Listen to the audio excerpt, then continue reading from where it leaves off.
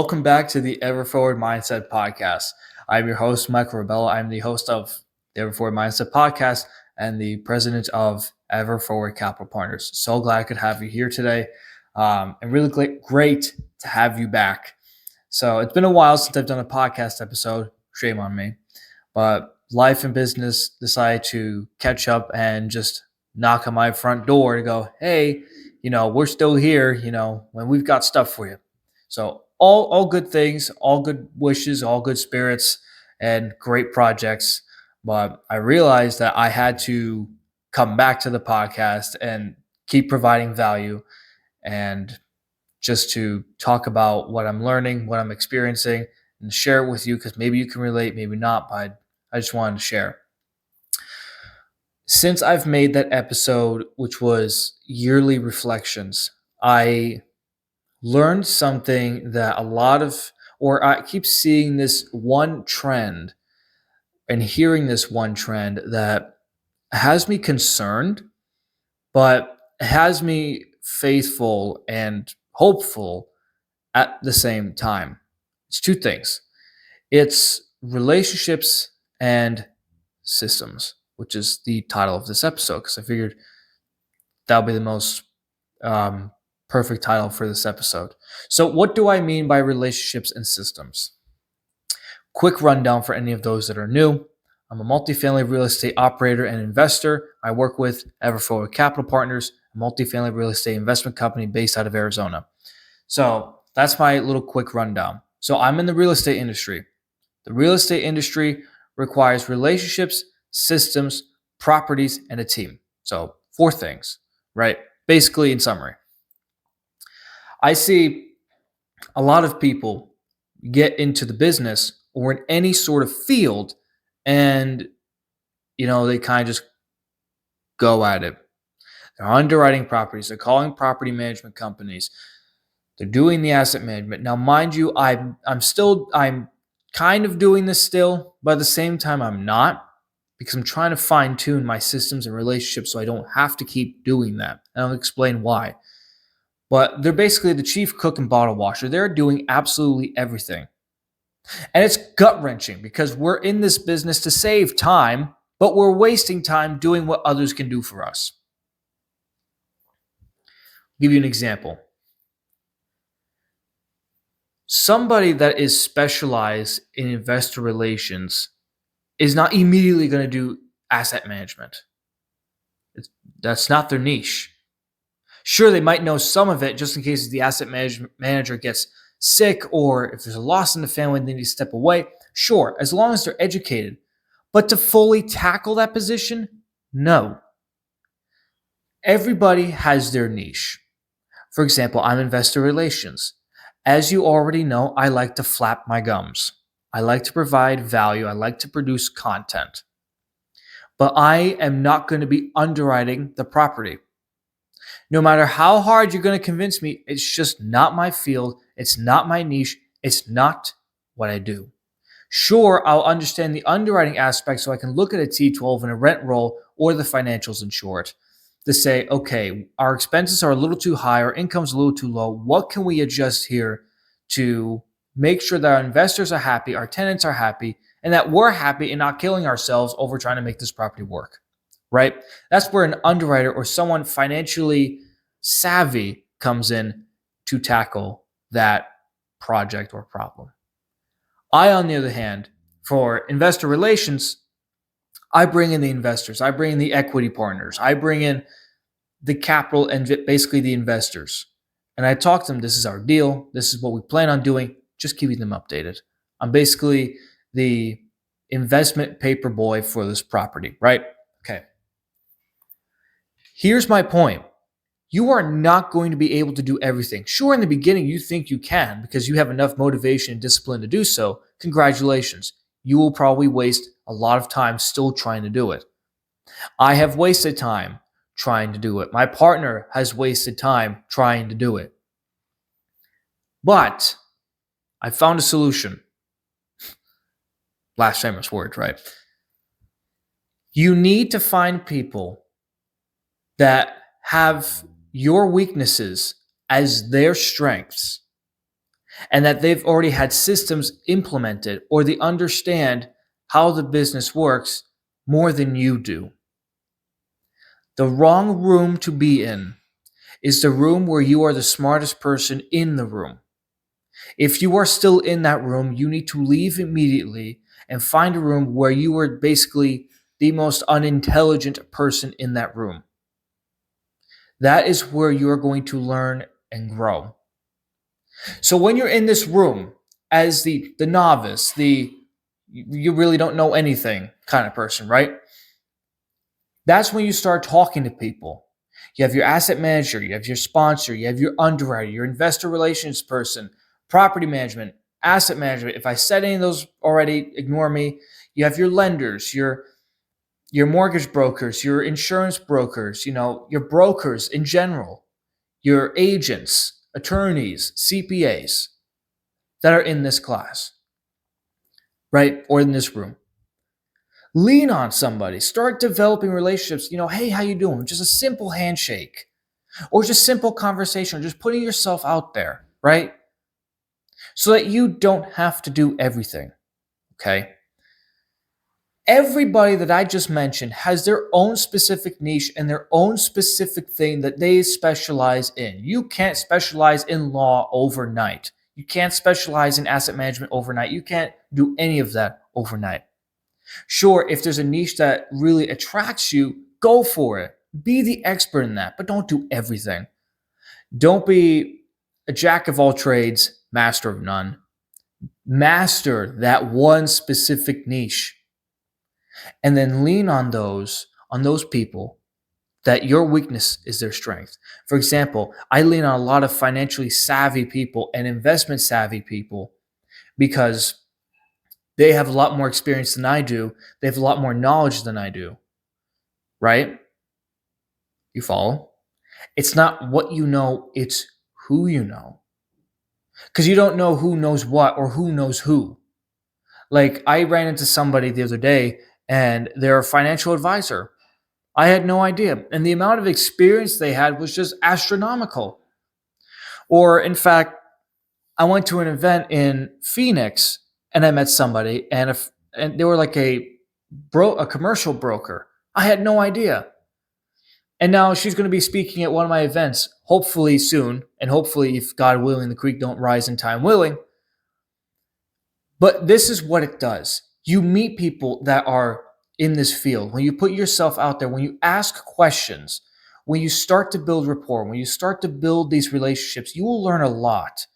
One, just through talking. Two, by listening. And three, just by doing it. And then afterwards, the follow up and taking notes. It's so, so crucial. I once said when I was speaking at an event recently, a local real estate event here in Tucson, it sometimes the paper reports are not going to give you the details that you need exactly. Sometimes there's going to be a gap in that article or in that form that you need to fill. That's where you lean on the experts or the people that are in that market to go, hey, I'm reading this on CBRE, Crexi, LoopNet, Yardi Matrix report, but I don't get this. Are you seeing this? Are you seeing the same metric? Are you seeing exactly what this is? Or are you seeing something different? The answer is always no until you ask. That goes with just about everything, right? And when I ask that question, and if you ask that question, you might be surprised yourself. No, actually, I'm not seeing that statistic. In fact, it's the opposite. And I think it's going to trend this way. Maybe it might flip, and so on and so forth. Or they're saying, yes, I've seen this metric specifically here or when I'm blank or whatever, fill in the blank. Leading on people with their expertise, boots on the ground, those that are in the business already, those that are in your market that are absolutely killing it. Lean on those people. Follow those people on social media. Listen to what they do. Understand the lingo. Educate yourself and learn and grow with them. I have gained a lot of relationships by producing content, asking questions in groups, attending calls, asking questions, trying to provide value, um, ask, answer questions, post this, post that, anything that I think that is valuable for the group, for the team, or for somebody that just needs to hear it, right? And a lot of people just say, you're so active in there. I get that I'm active, but my point is, I want to be active from a value standpoint. I just want to go, hey, happy Sunday. Well, what the hell does that do? Nothing. Yeah, happy Sunday to you too, but if you're in there just supposed to get your name out there, fine. But how are you getting your name out there? How are you attracting the people that you need? A great way to do this is, and I quote myself, I guess, join forums, join Facebook groups, join private groups for real estate, and ask questions or look up questions. You will learn a lot, and people are willing to help you. Sure, it seems that nowadays people are selfish. Sure, that's true. That they're self reserved. Sure, that's true. And that they're gatekeeping. Absolutely. Sure. Because when you go on YouTube and you look for, or you ask a question, or you're trying to look through a video and you're like, you're almost there and they don't answer it. That bugs me. Where it's like, oh yeah, you can do this, this, this. Right. But then what happens after that? Or how? Like, it's just so vague. It's shallow. So you take that and you ask it in a group where you find somebody that specializes in something related to that. Like, for example, underwriting. You might not know underwriting, but let's say you ask it in a forum or in a group and say, hey, I'm stuck on underwriting. I don't know how to do a quick deal analysis because I don't want to waste my team's time. I don't want to waste my time with doing a full due diligence and underwriting on this property that may not even work. What is a good way to analyze a deal right off the bat? Those are one of the questions that you can ask, but there is a variety of questions that you can ask. Ask questions, and then when you learn to say, like, throw in a plug, or if they want to remain anonymous, or just share with your friends and family, I learned this today. Or when you're watching a video or reading an article, I learned this today. Or I was thinking. Those things provide value. Because I've done a lot of, I didn't know that, or I never thought of that, or that's a very good point. I could use that. Things like that help to keep the mind fresh for those that are watching you to go, oh, gee, I never thought of that. Or where did he find that? Where did he or she find that? How does he or she know that? Who does he or she know? That's the point. Provide value that you know as an investor or as a novice that you would read in the beginning, or ask a question that you yourself have struggled with, and then take that question, build the answer from it, and share it with others. Because if you can answer a question before they even ask it, that develops a lot of credibility, and that shows that you've done your homework and that you know what you're doing. So providing value is such a good habit and routine and a skill to have whenever you are cultivating a relationship, building a business, or just in general, even in the personal life. Maybe someone is just down in the dumps and they need somebody to lean on. Be that somebody. Maybe they're religious, maybe they're not. Maybe they need help, maybe they don't. But find a way to provide value so you can help them, bring them up, and you both can learn and grow together.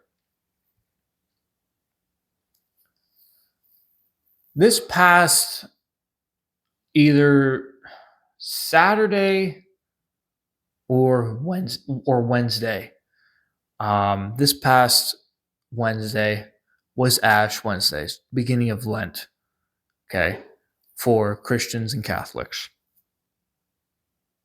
And I'm sitting there, I'm listening to the sermon from my priest. And he said something that really, really, really stuck with me. Now, mind you, some sermons are boring. I, as a Catholic, know that some sermons are definitely boring, but this one really stuck with me. Not everybody starts at the same zero. I want you to think about that for a second. Not everybody starts at the same zero. Okay? Now, I want you to step back. And I want you to realize and remember, what zero did you start at? When you look at these millionaires, billionaires, gurus, what zero did they start at? How specific? What's the story? What zero did they start at? Ask people, what zero did you start at? And someone's going to ask, what does that mean? I know my starting ground was a lot different than yours. You might have had a head start. I might have been all the way in the back. How did you start? Where did you come from? Because a lot of people that come into this business either have a real estate background, a financial background, or a whatever background. Would you like to know what background I had? Nothing. I graduated high school. In fact, I started this business when I was still in high school. What track record did I have? None. Not a thing. Nothing. My zero was basically a zero. Nothing. However, I was blessed to have a mother who was financially intelligent and also very business intelligent that I could lean on. She's definitely a life mentor of mine. So, Mom, thank you. Sure, I did entrepreneurship classes, marketing classes, business and finance classes, but outside of that, I knew nothing. I didn't even know what real estate was. There are people that are joining this business that don't even know what real estate is. Okay.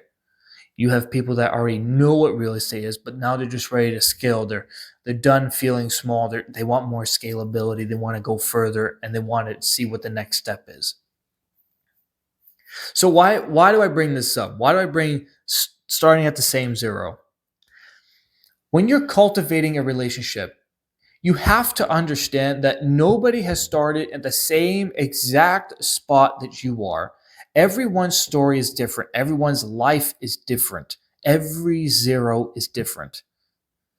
I mean, you can argue the fact with me to say, well, so and so started here, basically the same or whatever, we were basically the same, I started with like no knowledge, whatever. I am 19 years old, okay? And I have probably gained 2 years of near knowledge and experience through the business without even a deal. Just through systems and relationships and those that I can lean on. Those are investment and operationally savvy. Okay. You might have someone that's double my age, maybe triple, and they're saying, I started from ground zero and I knew nothing. You have more experience than I do. So I'm going to lean on you for that. So every zero is different. A 40-year-old is going to have more experience than a 19-year-old in any single field. They have seen more, they understand more, they've read more, they've seen the market crash and collapse and, rebuild itself. They've been through almost pretty much everything, right? Maybe once they get to like 40, 50, probably. I don't know, maybe. But you understand my point. Everybody has started at that same zero whenever they get into a business or whatever. Even personally, they start at a different zero. So in business and life, everyone starts at the same zero, but you have to understand of where they sit and where you sit. Can they lean on you? Can you lean on them to get them from 0 to 100? It doesn't matter what they do. It doesn't matter who they are. I mean, it kind of does, because you want to like this person. You want to, maybe work with this person. Can you break bread with them? In fact, I'll get to that in a minute. But anyways, you have to understand that even though they might have started at a 0 before, you have to lean back and go, okay, here's my 0 compared to their 0. Can I lean on them for help? Can they lean on me for help? Can I provide value to them? Can they provide value to me? So that's where understanding forming relationships and building a system around making relationships is so crucial. Because once you understand where they started, where you started, where you can help them, where they can help you, give and ask and see if it works. If it doesn't work, move on. Find someone that can help you. Anyways, let me move on.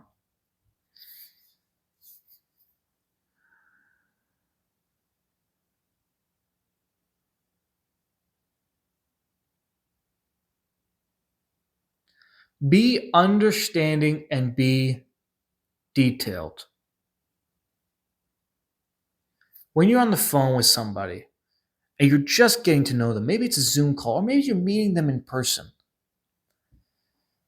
try to remember as much as you can about this person. Try to get them to talk about them as much as you can. Because what's the number one thing people love to talk about? It's themselves. I can attest to this. It's just how humans tick. This is just human nature. So it's not taking a shot at anybody. It's not an insult. It's just how it is. We do. We love to talk about ourselves. We have pride in ourselves. We're proud of ourselves. At least I hope so. But you get my point. Maybe this person was a former financial advisor. Maybe this person was a former broker. Maybe this person is a veteran, right? Maybe they're a veteran. Maybe they're a doctor. Whatever. Who are they? What are they? What zero did they start at? That's a good detail as well.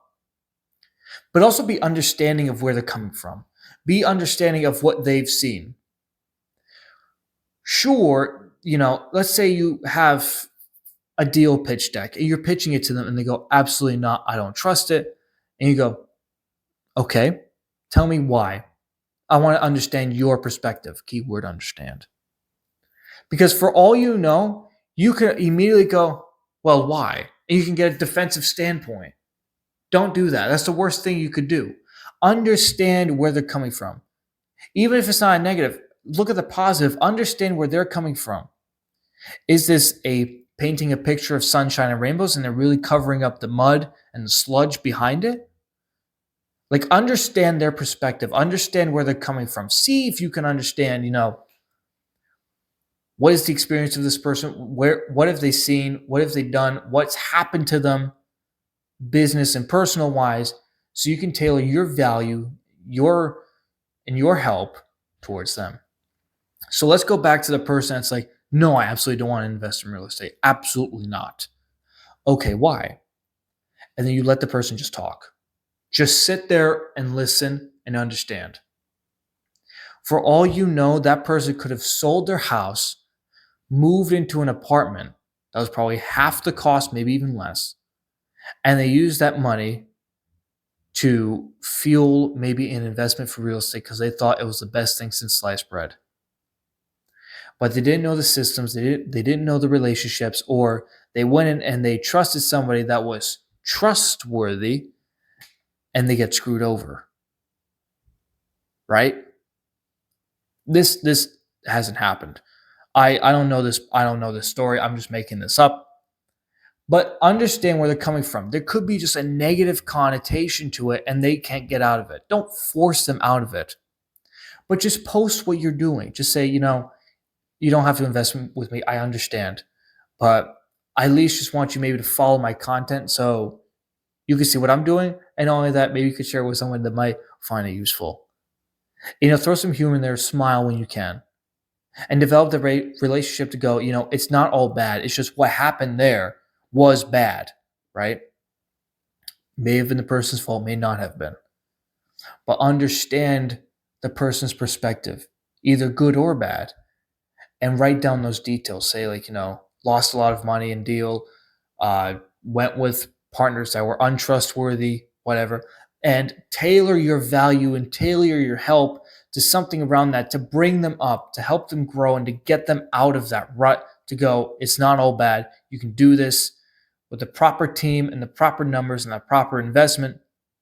You can excel to higher ground. So keep that in mind. Be understanding and be detail oriented when it comes to leaning on others for help, listening to others, asking questions, and then providing value. Last thing I'm going to leave this episode on is guidance. I did not realize how much guidance I actually needed until I started connecting with people that were way smarter than me or more savvier than me. I'm over here making content just out of the blue, just randomly, just throwing it out here. I'm basically shooting with a shotgun, right? I'm just like, whatever hits, it hits. But now I talk to an investor relations specialist, excuse me. And that's the field that I want to be in, or that's the niche that I want to excel in, that I want to become a pro at. And they're like, who are you exactly targeting? How are you targeting? What are you targeting? And I was like, I kind of told them what I did. And they're like, okay, so you're shooting with a shotgun. You need to shoot with a rifle. Sure, it's a pretty derogatory term. Or not derogatory, but blunt term. And I was like, okay. He's like, you need to be precise. What are you targeting? Is it the failing 401k? Is it the failing CD, IRA? Maybe it's all of them. Maybe it's that one parent that needs to get their kid through college, or the struggle to pay the bills, the struggle about the medical bills, the struggle of paying the rent or keeping the heat on. What are you trying to do for that person? Who are you trying to help? And I got off this call and I sat there and I rubbed my forehead for at least 80 hours going, not legitimately, I'm being facetious. But it was very eye-opening of again, being understanding and detail oriented of how specific and how important it is to have people in your back pocket, in your contacts, and as friends to have for guidance. You could have somebody that is an exceptional underwriter.